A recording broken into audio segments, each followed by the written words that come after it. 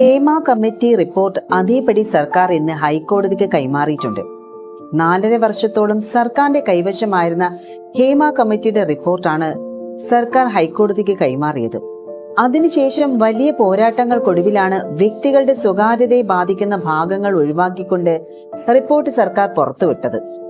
എന്നാൽ അനുബന്ധ രേഖകൾ അടക്കം പൂർണ്ണമായ റിപ്പോർട്ടിന്റെ പകർപ്പാണ് സർക്കാർ മുദ്രവെച്ച കവറിൽ ഹൈക്കോടതി പ്രത്യേക ഡിവിഷൻ ബെഞ്ചിന് മുൻപാകെ സമർപ്പിച്ചിട്ടുള്ളത്. റിപ്പോർട്ട് എന്നതിനപ്പുറത്തേക്ക് ഇരകളുടെ മൊഴികളിൽ മേൽ സർക്കാർ യാതൊരു നടപടിയും സ്വീകരിച്ചിരുന്നില്ല. ഇതിനെതിരെ വ്യാപക വിമർശനം ഉയർന്നിരുന്നു. പിന്നാലെയാണ് ഹൈക്കോടതി ഇടപെടൽ ഉണ്ടാകുന്നതും. സെപ്റ്റംബർ 10 മുൻപ് റിപ്പോർട്ട് കൈമാറണമെന്ന് ഹൈക്കോടതി നേരത്തെ തന്നെ നിർദ്ദേശിച്ചിരുന്നു. റിപ്പോർട്ടിന്റെ പൂർണ്ണ രൂപത്തിന് പുറമെ മൊഴികളുടെ പകർപ്പടക്കമുള്ള മുഴുവൻ വിവരങ്ങളും നൽകണമെന്നായിരുന്നു കോടതിയുടെ നിർദ്ദേശം.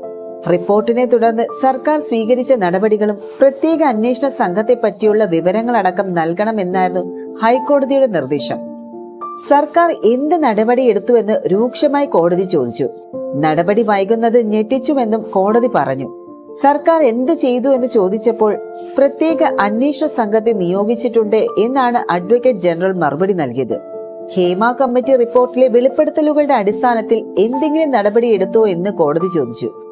റിപ്പോർട്ട് സമർപ്പിച്ചതിന് പിന്നാലെ പൊതുവേദികൾ ഉന്നയിച്ച ആരോപണങ്ങളുടെ അടിസ്ഥാനത്തിൽ നടപടി സ്വീകരിച്ചിട്ടുണ്ടെന്ന് AG അറിയിച്ചതിനെ തുടർന്നായിരുന്നു കോടതിയുടെ ഈ ഒരു ചോദ്യം.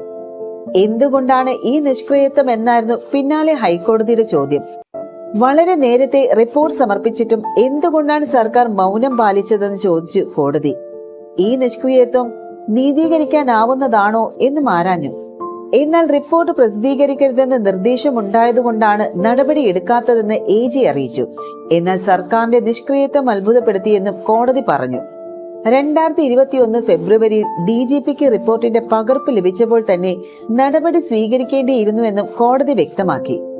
പ്രത്യേക ഡിവിഷൻ ബെഞ്ചിന് മുൻപാകെ മുദ്രവെച്ച കവറിലാണ് സർക്കാർ ഹേമ കമ്മിറ്റി റിപ്പോർട്ട് കൈമാറിയത്. ജസ്റ്റിസുമാരായ AK ജയശങ്കർ നമ്പ്യാരും CS സുധയും ഉൾപ്പെട്ട 2 അംഗ ഡിവിഷൻ ബെഞ്ചാണ് റിപ്പോർട്ടുമായി ബന്ധപ്പെട്ട എല്ലാ കേസുകളും പരിശോധിക്കുന്നത്.